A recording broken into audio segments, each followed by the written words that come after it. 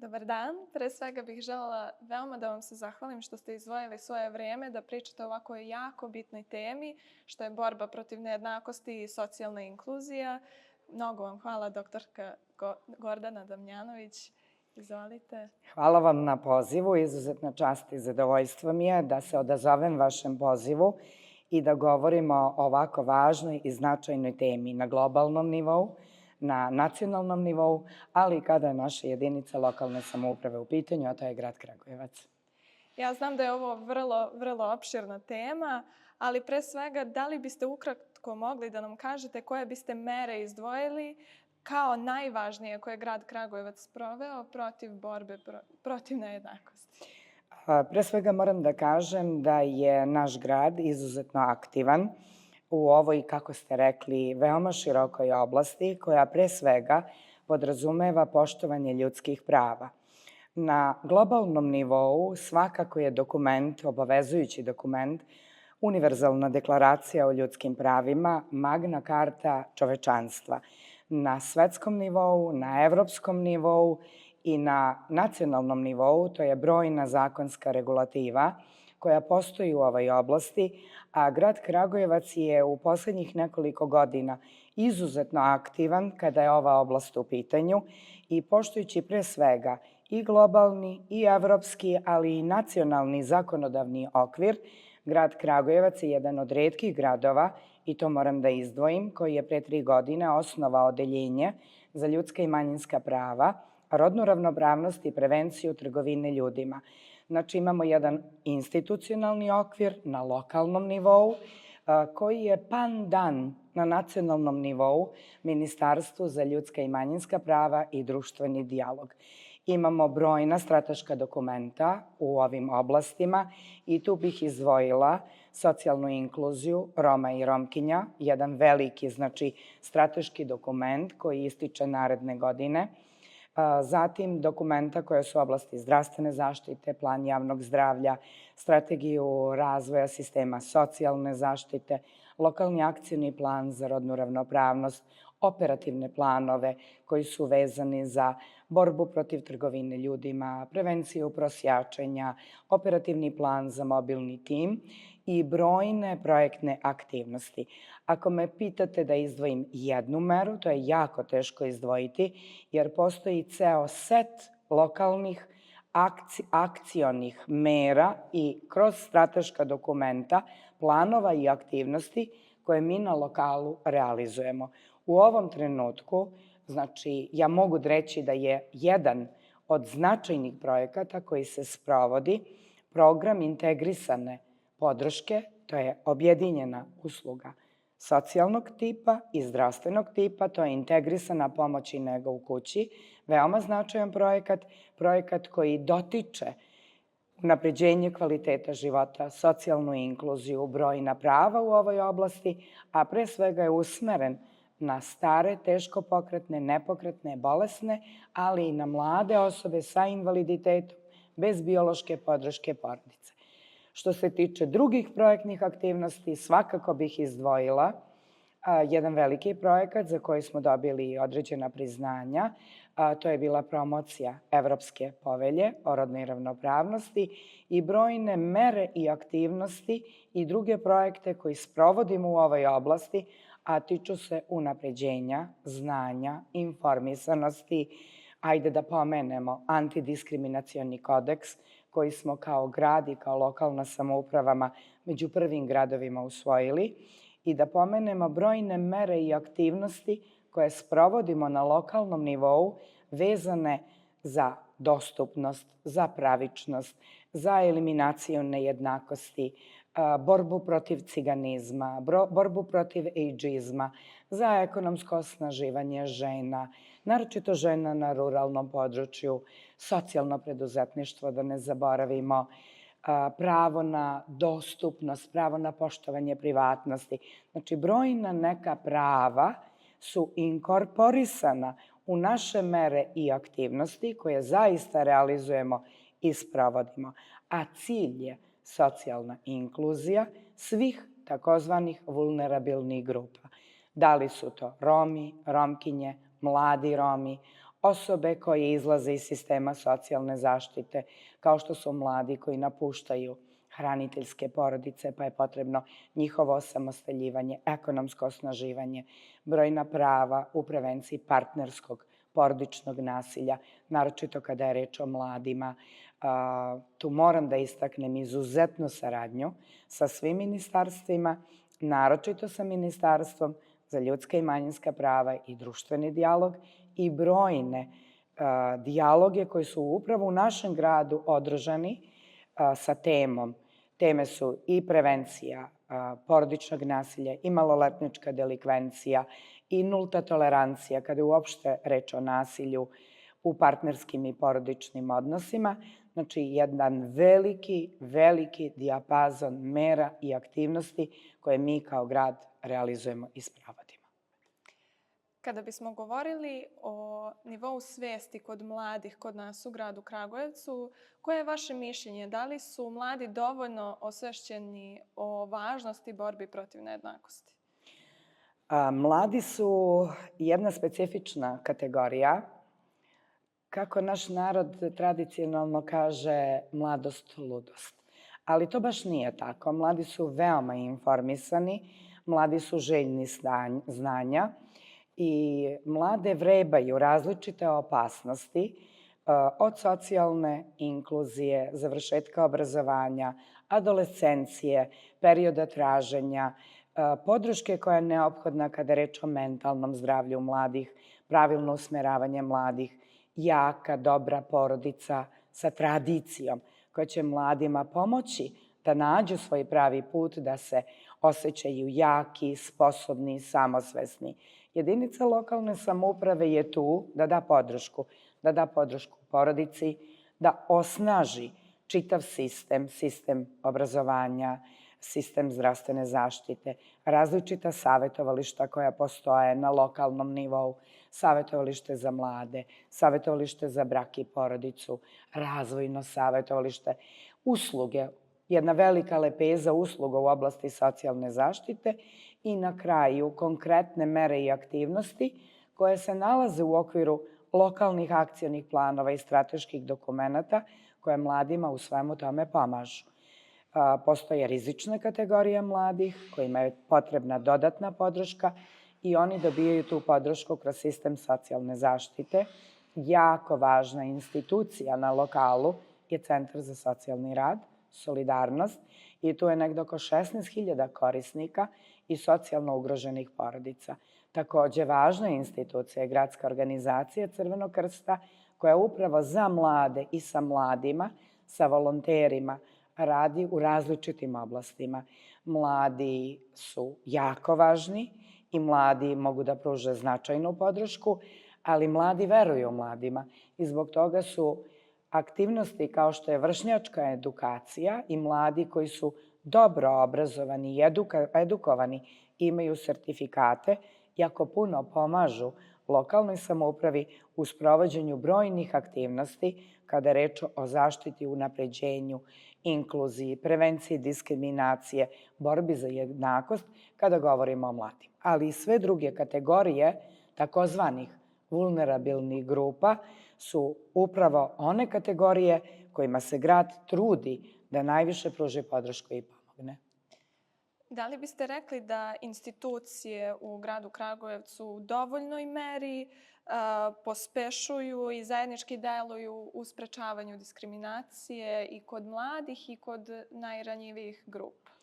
Mi kao lokalna samouprava imamo izuzetnu saradnju, takozvanu tu međusektorsku, intersektorsku povezanost. Imamo formirane brojne timove, savete i svi ključni akteri i činioci na lokalu su u tim radnim telima.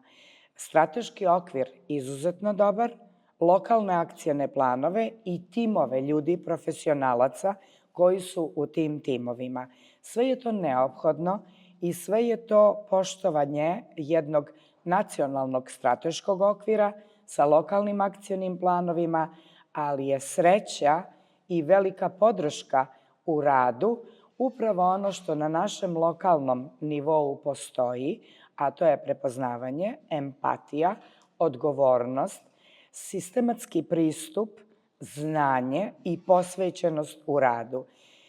Nikada nije dovoljno empatije i nikada nije dovoljno rada i uvek je potrebno ponovo pristupati i ponovo naglašavati važnost poštovanja jednakosti, različitosti, inkorporirati u sva dokumenta.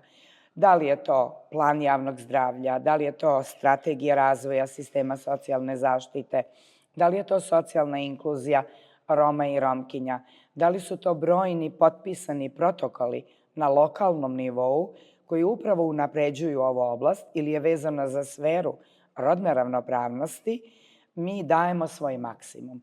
Da li je taj maksimum dovoljan? Kroz neka buduća istraživanja možemo evaluirati, pokazati, dokazati. Ali ono što empirijski jako dobro znamo, uvek su nove generacije mladih, tu je generacija zen mladih koja traži nova saznanja, ali im prete i nove opasnosti, pogotovo u digitalnoj sferi. Tu su mladi itekako izloženi riziku od trgovine ljudima, pa se bavimo prevencijom trgovine ljudima, pa se bavimo i onom kategorijom mladih koja je na granici, znači ponašanja delikventnog, to su mladi koji su iz rizičnih porodica ili sa rizikom u ponašanju. Za njih su potrebne uvek dodatne usluge u sistemu socijalne zaštite. To su, na primjer, dnevni boravci za mlade ili podrška mladima koji izlaze iz hraniteljskih porodica ili podrška svim onim vulnerabilnim kategorijama stanovništva, jer svaka porodica ima i mlade, a ako je socijalno ugrožena i ako je opterećena još nekim dodatnim faktorom, onda je to zaista nekoliko puta povećan rizik od mladih za stabilnu porodicu, za podršku toj porodici i zaista kroz brojne usluge u sistemu socijalne zaštite naš grad se trudi da pruži podršku svim kategorijama takozvanih vulnerabilnih grupa.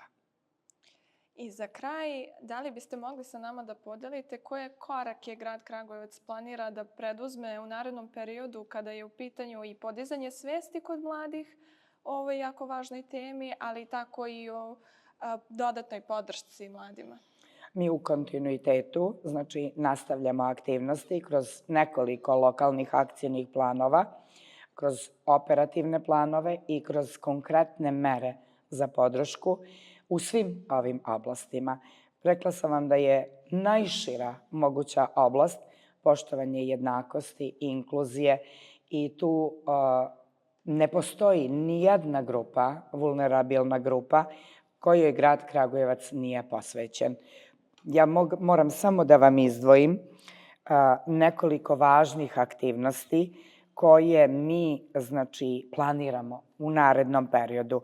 To su takozvani društveni dijalozi koje sprovodimo zajedno sa Ministarstvom za ljudska i manjinska prava i društveni dijalog sa Ministarstvom državne uprave i lokalne samouprave.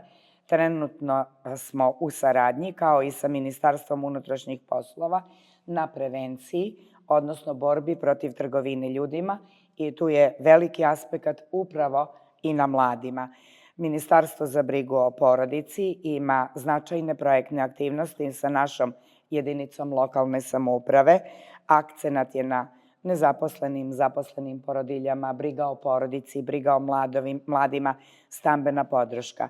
Sa Komesarijatom za interno raseljena lica imamo jako dobru politiku i dobre dokumente gde celu jednu veliku plejadu porodica socijalno ugroženih.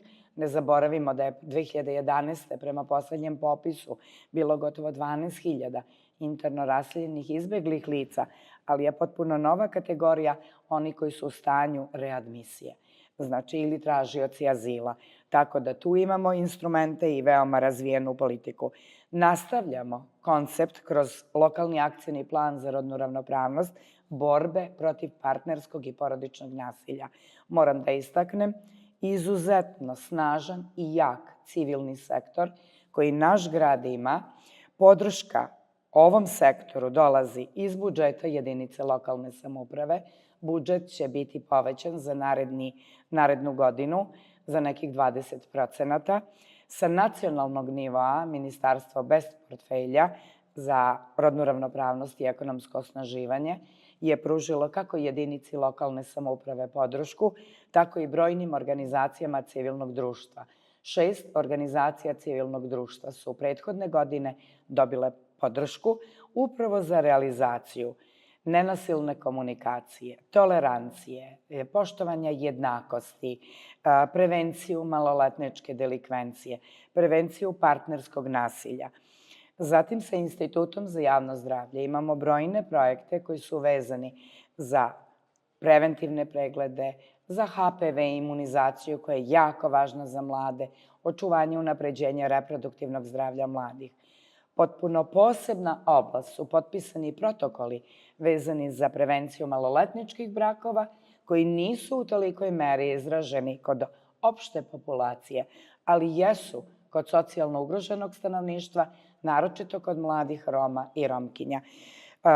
Jako puno je planiranih aktivnosti, nikada nije dovoljno i uvek treba osnaživati, uvek treba informisati, uvek u tom pravcu koji je vezan za osnaživanje mladih u tom obrazovnom, informativnom smislu, jer je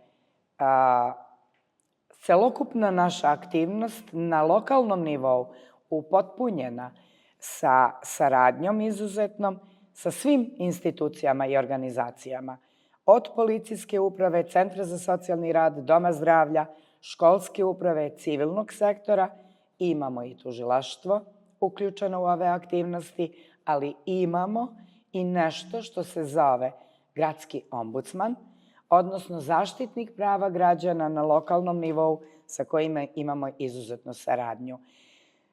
Jako teško je osvrnuti se na ovako široku oblast u jednom kratkom intervjuu, ali je jako važno istaći da kao jedinica lokalne samouprave smo na ovom strateškom putu nekoliko godina unazad, da smo za to dobili određena priznanja, ali da smo uvek otvoreni za nastavak saradnje, jer kada govorimo o mladima, mladi su budućnost naše zemlje.